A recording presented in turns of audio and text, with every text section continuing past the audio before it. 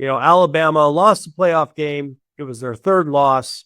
It didn't matter. They were still in the playoff because the selection committee said we're not going to penalize teams for losing bowl games.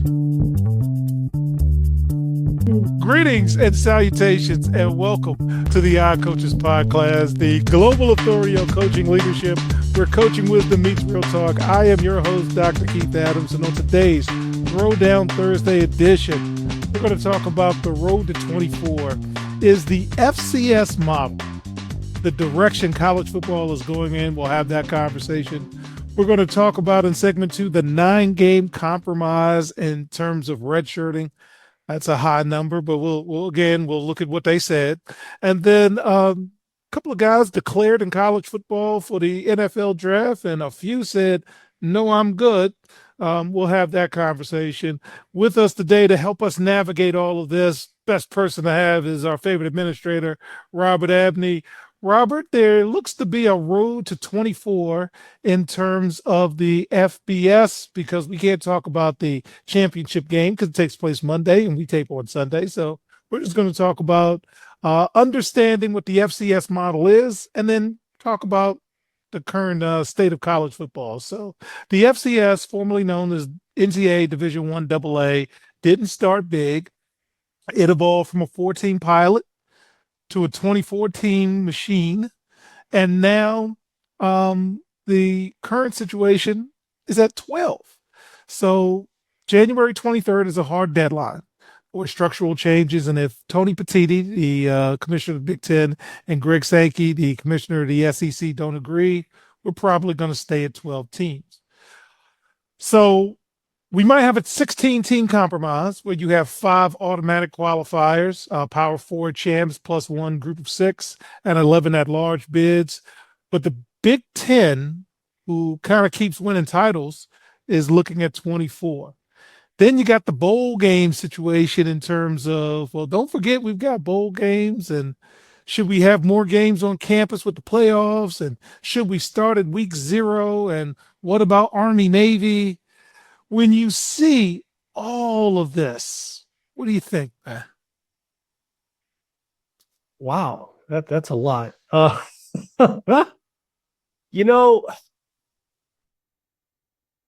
think, first of all, I don't think they have left it at 12 long enough to really determine if that's what they want to do. So let's start there. Okay.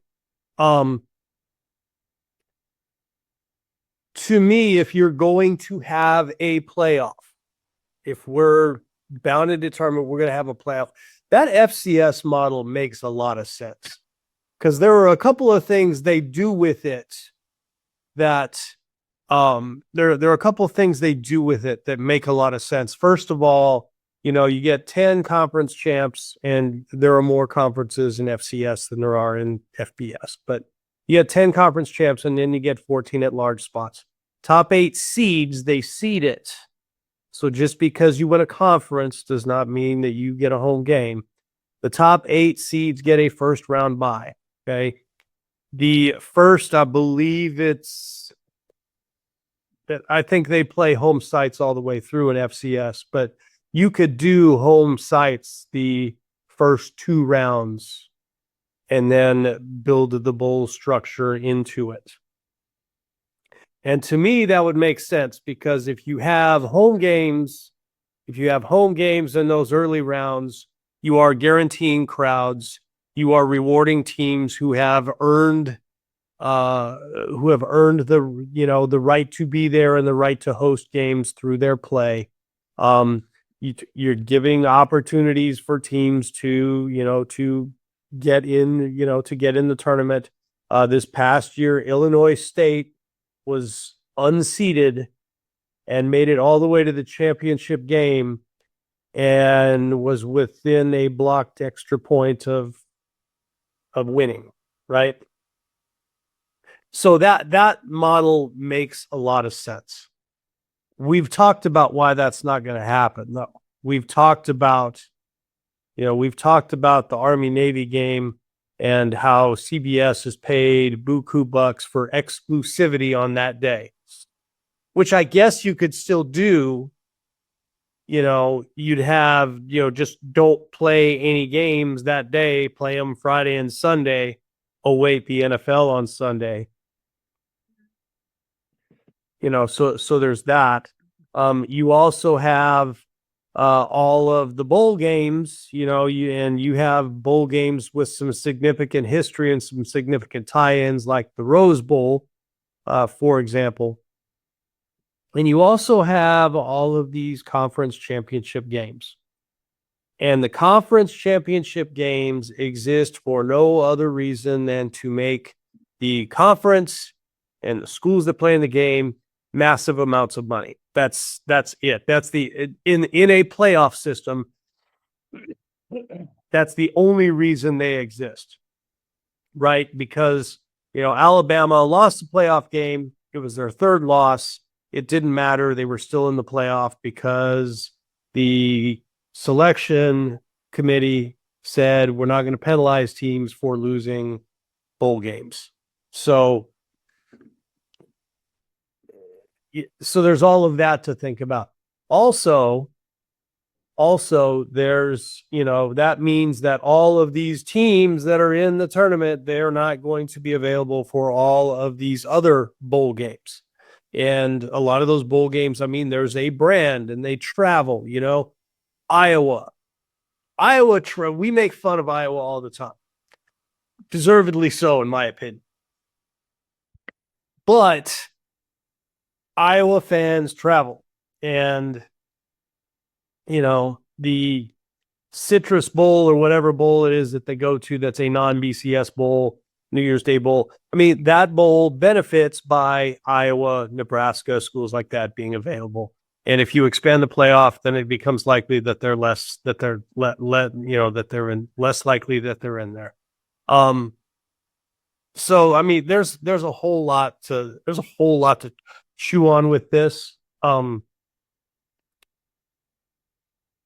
I think, I think the Big Ten actually kind of likes this. I think Greg Sankey hates it. I think Greg Sankey wants a lot tighter control over who's in the playoff and who's not. And he wants to make sure he's got,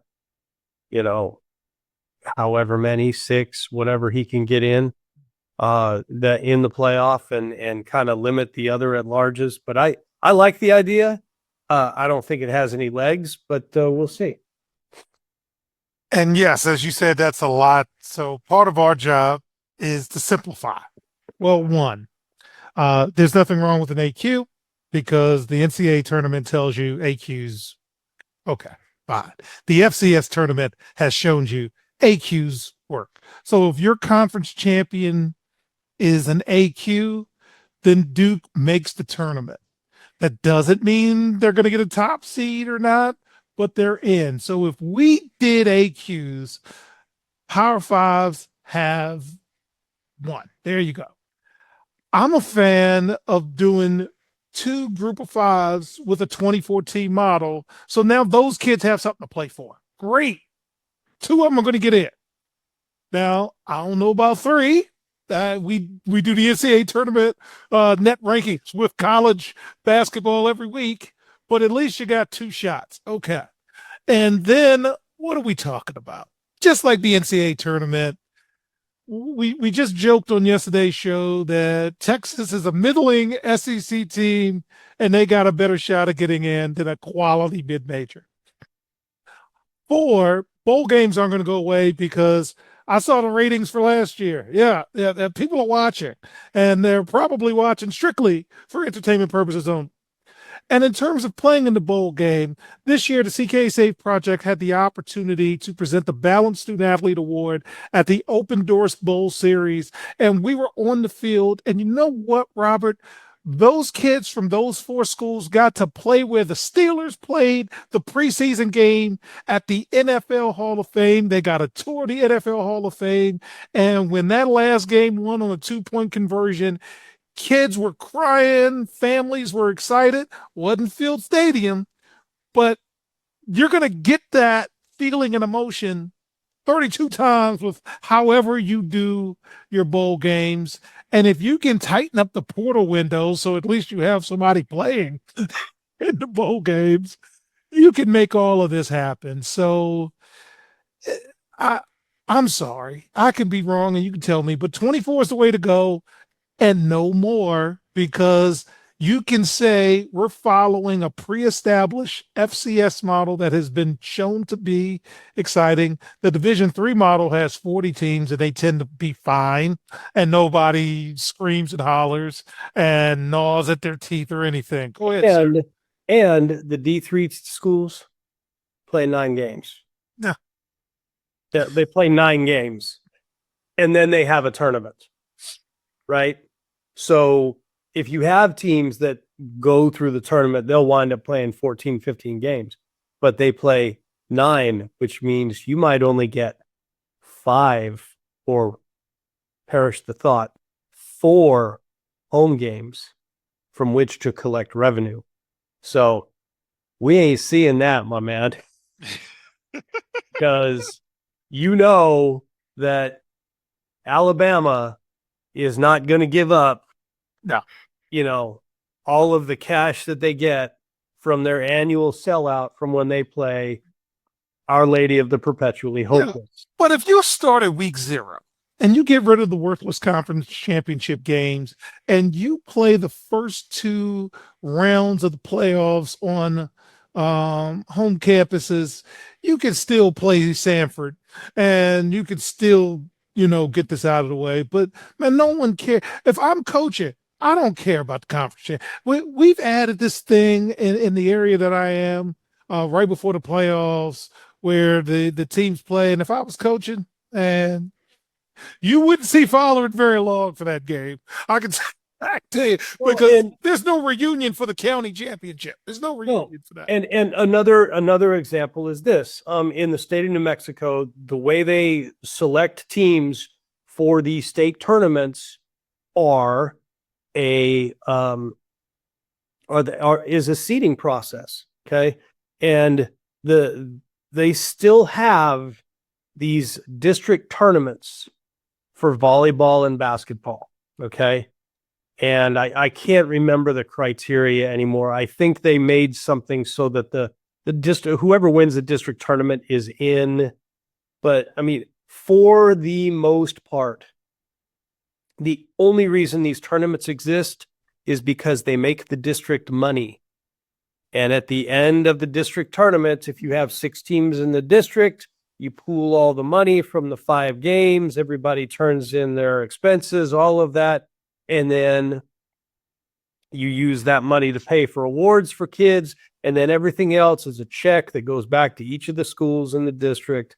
So schools can count on $10,000, $12,000, which in high school athletics is a lot of money.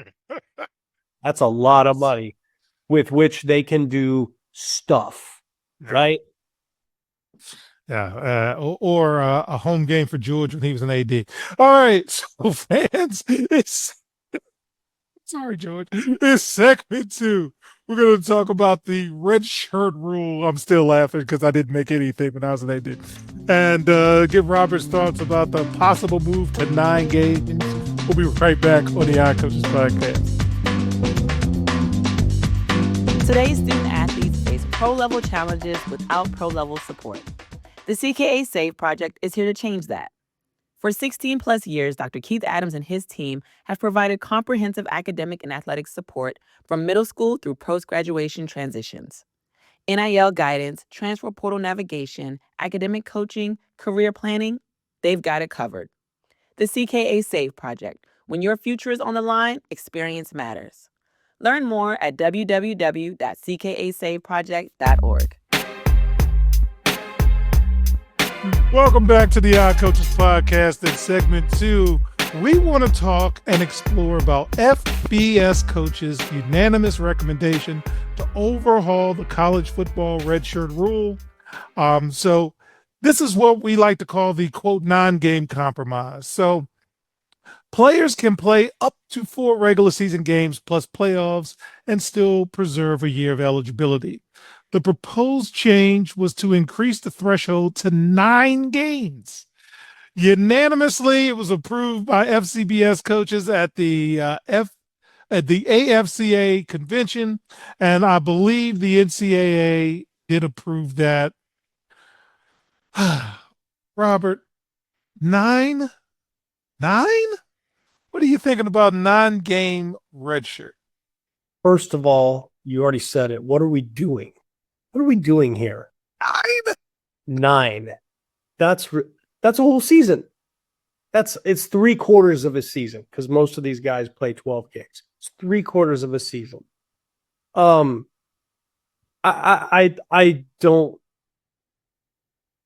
don't understand. I think that I mean, maybe it's, guys who are getting some NIL money and, they're trying to get some mileage out of them. I mean, you can play more kids.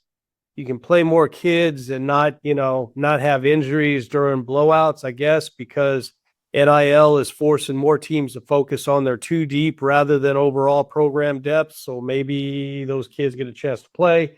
I think you got 85 on the roster now. We still, gosh. I mean, they get some tape so that when they do decide to enter the portal, they have something that goes with them.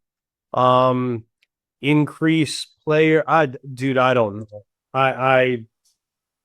And that takes us to Trinidad Chambliss, the Ole Miss quarterback, as well as a lot of other players because billable hours are undefeated. That means lawyers always get paid whether they win or lose. Mm-hmm. And when you see that, Robert, and fans, we have a group chat and we put all kinds of stuff in just to think and give show ideas. You got guys still with the 5th, the 6th, and the 7th year suing. And to quote Will, when are you gonna get a job? When are you gonna get a job? They have a job. Their job is being an NCAA athlete. That's their job. And they're getting compensated well for it. And we always say, hey, get the bag. Well, that's what he's doing. That's what he's doing. He's getting the bag. And I mean, in a way, you can't fault him for that. No. But what are we doing? Yeah. All right. So again, concerns over potential litigation. Because there's a lot of different eligibility rulings. And there's also the opt-out trend. 2017, the 4-game rule inadvertently encouraged players to opt out of games in the midseason and opt out of bowls.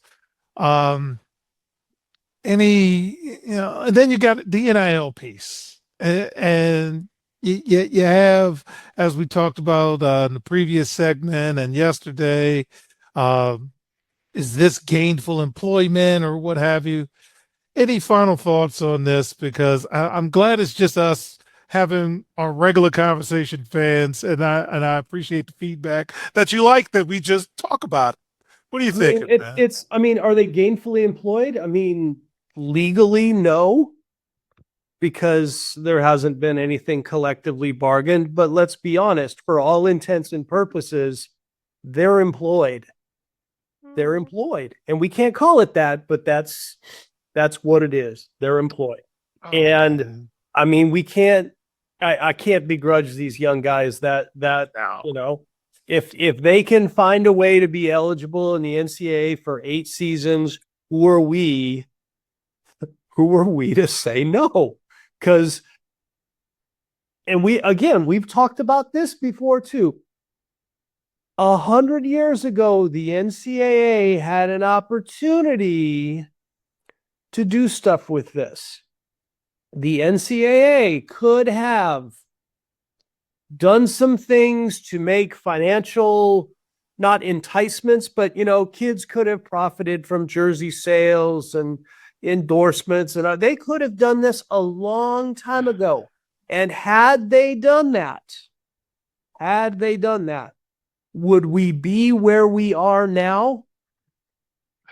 I think there would still be some things that had changed, but by and large, I don't think we live in the wild, wild west. We used to live in a society, and now we do not, because nobody knows the rules. Everybody is making stuff up as they go along. And the NCAA, all they can really do is just kind of go, Yeah. okay. All right. And that's a perfect segue to segment 3. We're going to talk about some gentlemen staying. Hey, you have a chance to be the number 2 pick in the NFL draft. No, I'm going to stay in college. So we're going to have that conversation. We'll be right back on the Odd Coaches Podcast. Hi, everyone. Dr. Keith Adams here.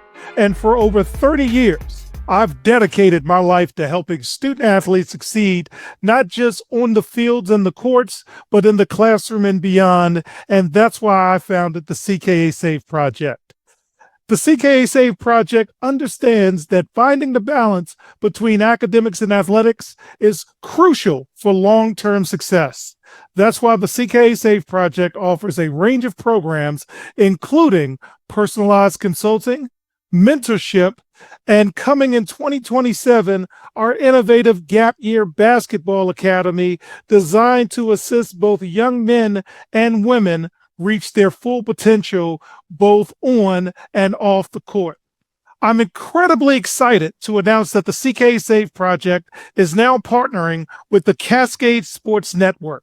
This partnership will allow us the opportunity to amplify our message and reach even more student athletes through the Odd Coaches Podcast and other exciting initiatives.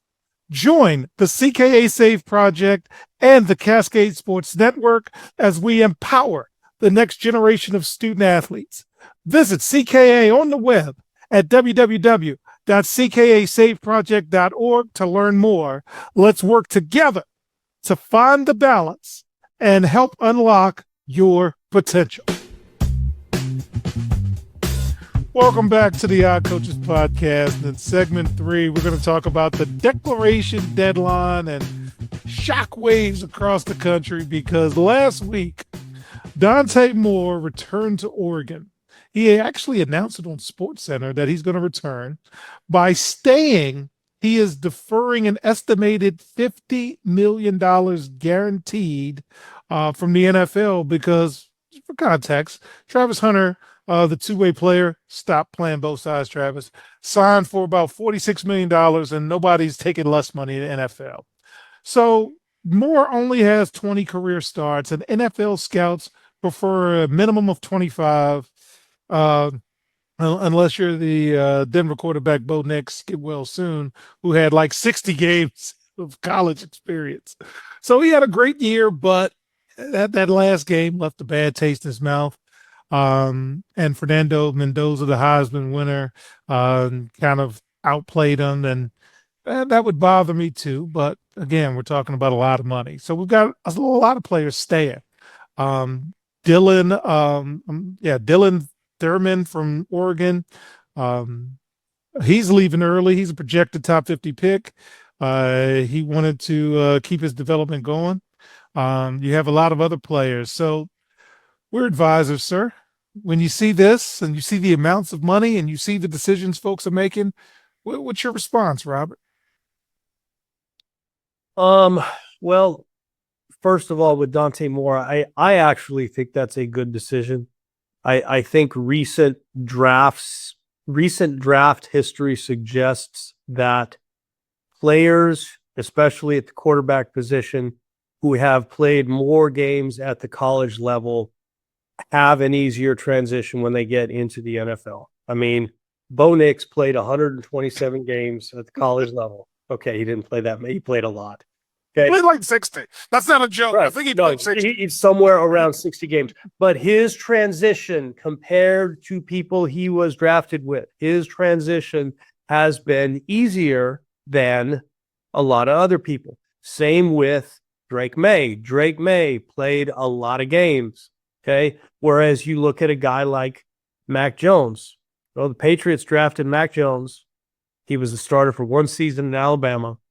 He had an okay rookie year, and then he's no longer with the Patriots. He was the backup who got in the game got in for the 49ers last night. So I think that's actually a pretty good decision on his part And is he losing $50 million?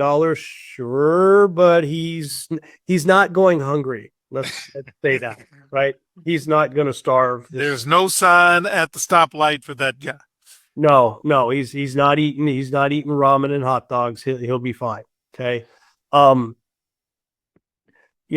think that a lot of these guys, a lot of these guys who are both declaring for the draft and both staying at their schools are coming from lower Power 4 programs, Group of 5 programs, and basically what we're starting to see is just schools are becoming pipelines for other schools, and that's just that is the world that we live in right now.